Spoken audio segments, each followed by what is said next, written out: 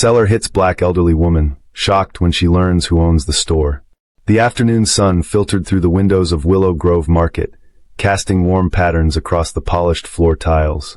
Halle Washington moved carefully through the aisles, her experienced eyes noting the store's layout and product placement. At 68, she moved with the deliberate grace of someone who'd navigated boardrooms for decades, though today she wore simple slacks and a cardigan rather than the tailored suits of her past. This was her third anonymous visit this month, what she playfully called her retirement hobby. Before I go on, I would really appreciate it if you give this video a like, click the subscribe button down below. It would really encourage me to create more videos for you. Thank you so much. Alright, let's continue. Halle's shopping basket held just a few items: specialty tea, artisan bread, and a jar of local honey. As she rounded the corner toward the checkout area, a man in his 30s barreled past, his shoulder clipping hers with enough force to send her slightly off balance. Her basket tipped, the honey jar crashing to the floor where it shattered, amber liquid pooling around scattered glass. "Excuse me," Halle called, steadying herself against a display. The man turned, annoyance flashing across his face. His name tag read Vince Townsend, manager. His eyes swept over her, elderly, black, modestly dressed, and his expression shifted to something Halle recognized instantly: dismissal. "Clean up on aisle 4, he called into his walkie-talkie without looking at her again. Then, with a perfunctory gesture toward the mess, "These things happen. The staff will handle it." He started to turn away, already focused on whatever had seemed so urgent before. "Sir," Halle's voice carried the quiet authority that had once commanded boardroom attention. "You bumped into me rather forcefully. My items are ruined, and I nearly fell." Vince glanced back, his posture stiffening defensively. "Ma'am, the store gets busy. I'm sure it was just an accident. We'll replace your honey, of course." His tone suggested he was being exceptionally generous, his attention already drifting to a younger, well-dressed customer who had entered the store. Halle felt heat rise in her chest, not embarrassment, but a slow, burning indignation she hadn't allowed herself to feel in years. "Perhaps you could demonstrate basic courtesy and apologize," she said, her voice leveled despite the anger simmering beneath. For a moment, Vince seemed taken aback that she'd pressed the issue. He sighed, checking his watch theatrically. "Look, I apologize if you felt I was rude. We'll comp the honey. Janine at checkout can handle it for you." With that, he strode away, already calling out to the younger customer. "Ms. Reynolds, wonderful to see you again. How was your trip to the Hamptons?" Halle stood perfectly still, her hand gripping her shopping basket. The contrast in his behavior was so blatant, it would have been comical if it weren't so familiar. A young employee hurried over with cleaning supplies, apologizing profusely as she began cleaning up the broken glass. "It's not your fault, dear," Halle assured her, handing over her basket. "I believe I'm finished shopping for today." Outside in the parking lot, Halle took a deep breath of fresh air. She reached into her purse for her phone, scrolling to a familiar contact. The line connected after 2 rings. "Marcus? It's Halle. Are you free for lunch tomorrow?" She paused, watching as Vince emerged from the store, escorting the well-dressed customer to her car with animated courtesy. "There's a situation that needs addressing at the Willow Grove location." As she ended the call, Halle slipped her phone back into her purse with a small, determined smile. Throughout her career, she had learned that true power often worked best from the shadows. By this time tomorrow, she would begin setting things right, not just for herself, but for every customer who'd been judged unworthy of basic respect in a store she actually owned. Before I go on, I would really appreciate it if you give this video a like, click the subscribe button down below. It would really encourage me to create more videos for you. Thank you so much. Alright, let's continue. The gleaming headquarters of Evergreen Retail Group occupied the 15th floor of a downtown high-rise, its reception area adorned with photographs of their 37 stores across the region.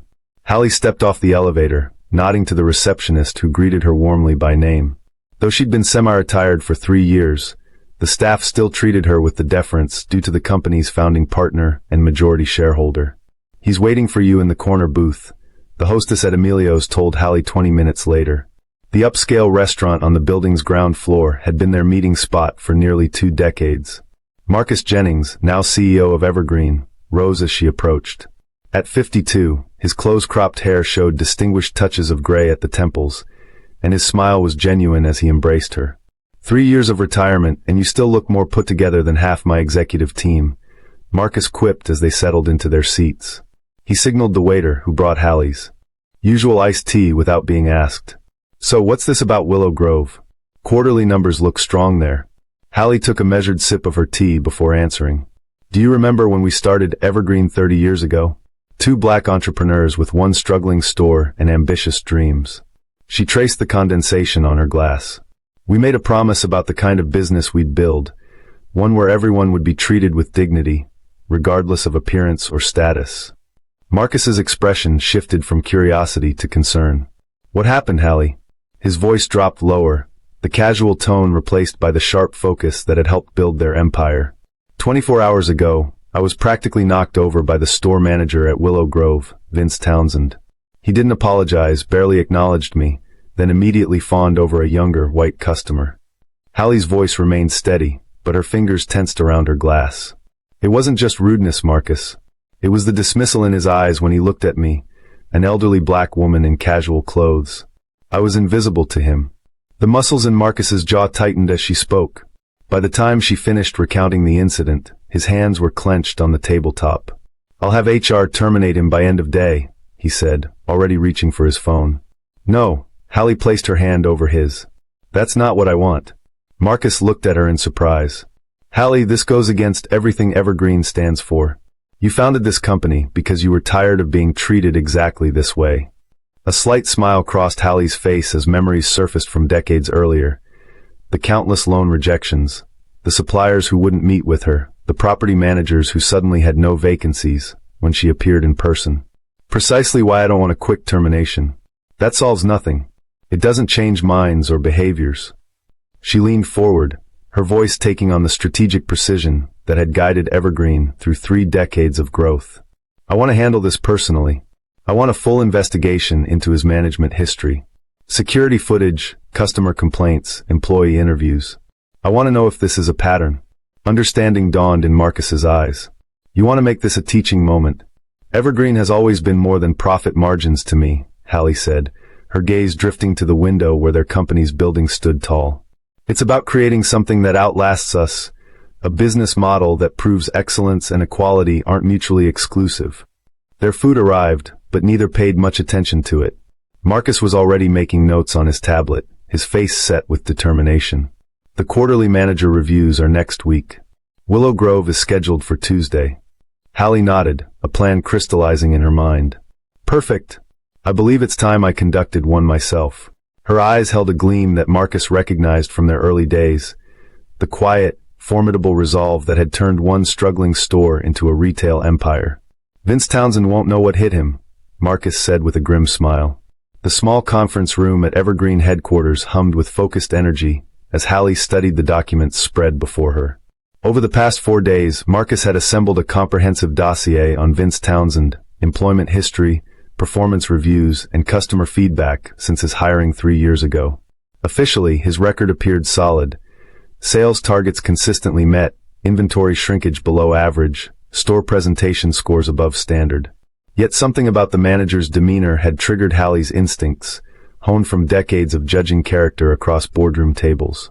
"Show me the security footage again," Halle instructed the young IT specialist who had compiled video from the store's surveillance system. The screen flickered to life, displaying multiple angles of her encounter with Vince.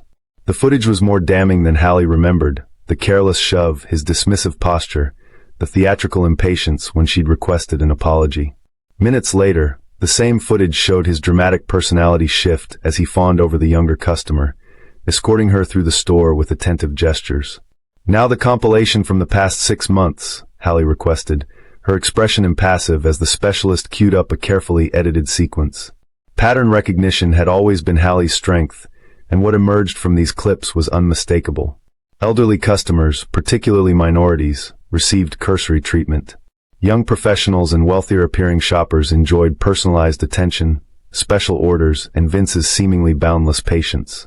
Marcus entered the room as the footage ended, carrying a folder stamped confidential. "The employee interviews just came in," he said, placing the folder before her. 5 current staff members and 3 who left in the past year. "The picture isn't pretty." Halle flipped through the transcripts, her frown deepening. Junior staff described working under Vince as walking on eggshells, noting his habit of routing certain customers to specific cashiers. One former employee, a black woman in her 50s, had quit after being repeatedly assigned to stockroom duties when corporate visitors were expected. Another described watching Vince follow teenage customers of color around the store while leaving others to browse freely. "Has legal reviewed all this?" Halle asked, closing the folder with deliberate care. Her voice remained calm, though the tension around her eyes betrayed her anger. Marcus nodded. "They're concerned about potential discrimination claims. Nothing explicit enough for immediate termination under policy, but the pattern is concerning. HR recommends a formal warning and sensitivity training." His tone suggested what he thought of that recommendation. Halle stood and walked to the window overlooking the city. For 30 years, she'd built Evergreen on principles of equality, not just as moral philosophy, but as sound business practice. Their stores thrived in diverse communities because they cultivated respect in every interaction. Vince Townsend wasn't just violating her personal values, he was undermining the fundamental business model that made Evergreen successful. "I've been thinking about how to handle this," she said finally, turning back to Marcus. "Firing him would be easy, but it solves nothing. He'd simply take the same attitudes to another company." A memory flashed of her early career, being passed over for promotion by a manager who later became her most vocal advocate after he'd been forced to work directly with her on a challenging project. Marcus watched her thoughtfully. "You always did prefer redemption to punishment. What are you thinking?" "I want to see if this man is capable of growth." Halle gathered the materials into a neat stack. "Schedule the quarterly review as planned, but don't inform him I'll be conducting it. I want his unfiltered reaction." She tapped the folder containing the employee statements. "And have these individuals on standby, the ones still with the company. If things go the way I hope, we'll need them for the next phase." As Marcus made notes on his tablet, Halle checked her calendar for Tuesday's appointment. After decades of breaking barriers in business, she'd developed a finely calibrated sense of when to wield power overtly and when subtle pressure would prove more effective. For Vince Townsend, she was designing something between justice and education, a reckoning that might reshape more than just one man's career. Tuesday morning arrived with a thunderstorm that drummed against the windows of Willow Grove Market's back office. Vince Townsend straightened his tie for the third time, reviewing his quarterly presentation notes. These reviews were routine, typically a perfunctory meeting with a regional supervisor who cared only about the numbers, but they still triggered his competitive instinct. He'd prepared meticulously, highlighting the 6% year-over-year sales increase and the new premium product lines he'd introduced. The knock at his door came precisely at 10 a.m. "Come in," Vince called, rising from his desk with a practiced smile that instantly froze when the door opened. Instead of the expected regional manager, an elderly black woman entered, the same woman he'd bumped into last week. For a disorienting moment, he wondered if she'd somehow tracked down his office to lodge a formal complaint. Then his brain registered the elegant business attire, the confident posture, the assessing gaze that seemed to look straight through him. "Mr. Townsend," she said, extending her hand. "I'm Halle Washington. I'll be conducting your quarterly review today." Her voice carried absolute authority, though she hadn't raised it above a conversational level. Before Vince could process this information, the door opened again and Marcus Jennings, the CEO whose photo hung in the break room, entered the office. "Ms. Washington is our founding partner and majority shareholder," Marcus explained, his tone coolly professional as he took a seat beside her. "She's taking a more active role in operational oversight." The implication hung in the air. This was no ordinary review. Vince's collar suddenly felt too tight, his palms damp with sweat that had nothing to do with the humid weather.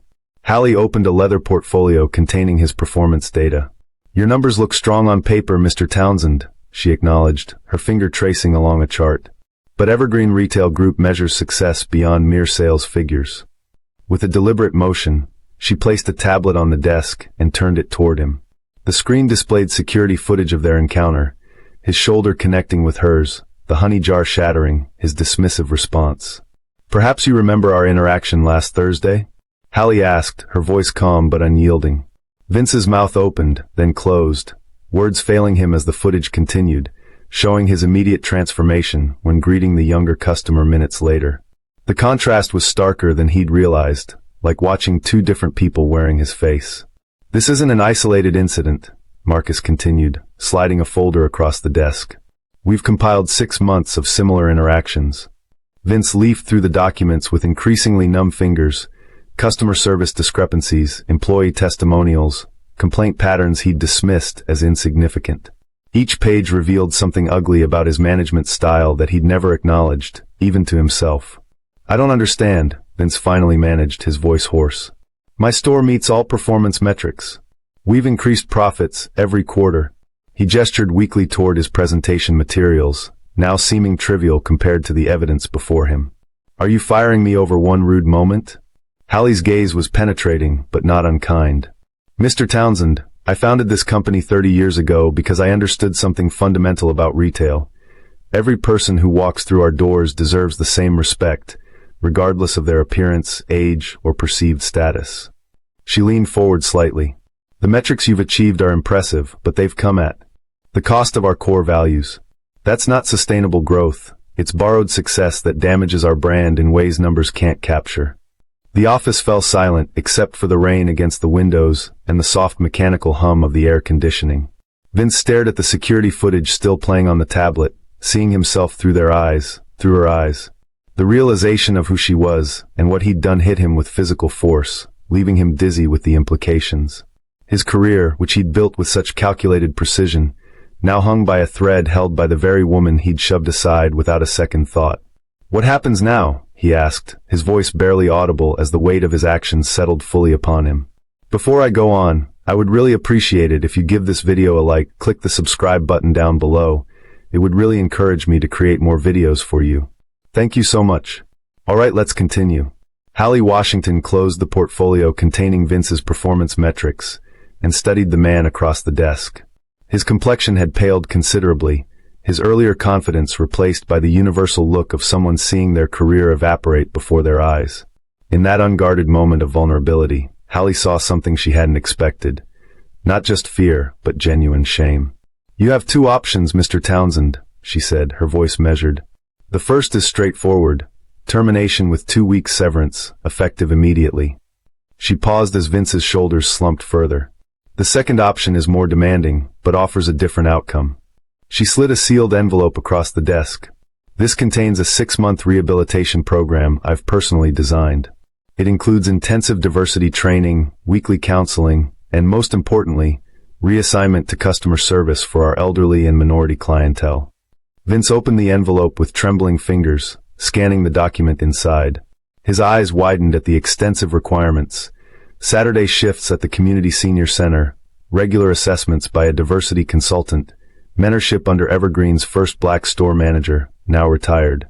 "This is," he began, then faltered. "A second chance," Marcus finished for him. "One that Ms. Washington insisted on offering despite my recommendation for immediate termination. The choice is yours, but it must be made now." The silence that followed was profound. Rain continued to patter against the windows as Vince looked from the document to Halle, whose expression remained impassive, yet somehow not unkind. A lifetime of entitlement and unconscious bias battled against the stark reality of his situation.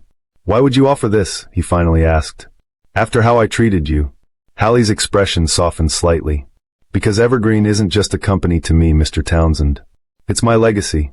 And sometimes, transforming one person's perspective creates more lasting change than 100 terminations." She stood, smoothing her jacket with a practiced gesture. "You have potential as a manager. What you lack is humanity in how you apply those skills. That can be learned if you're willing." 6 months later, Halle entered Willow Grove Market unannounced, dressed again in casual slacks and a cardigan. The store had been transformed, not just in its layout and product selection, but in its atmosphere. Staff members engaged warmly with all customers, regardless of appearance or age. At the customer service desk, she observed Vince patiently helping an elderly man navigate the store's new loyalty program, his manner attentive and genuine. He didn't notice her until she approached the desk. When he looked up, recognition flashed in his eyes, followed by something that surprised her. Not fear, but gratitude.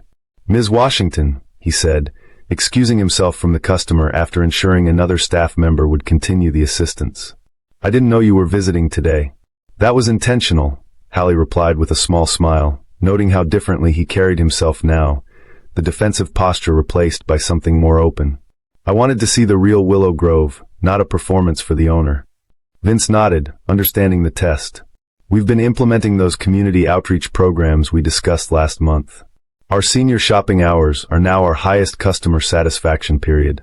He hesitated, then added more quietly, "The program you designed, it changed more than just how I manage. It changed how I see people." As they walked through the store, Halle observed the impact of the past 6 months. Customer satisfaction scores posted in the break room showed Willow Grove leading the entire chain. Staff diversity had increased, and employee retention had improved significantly.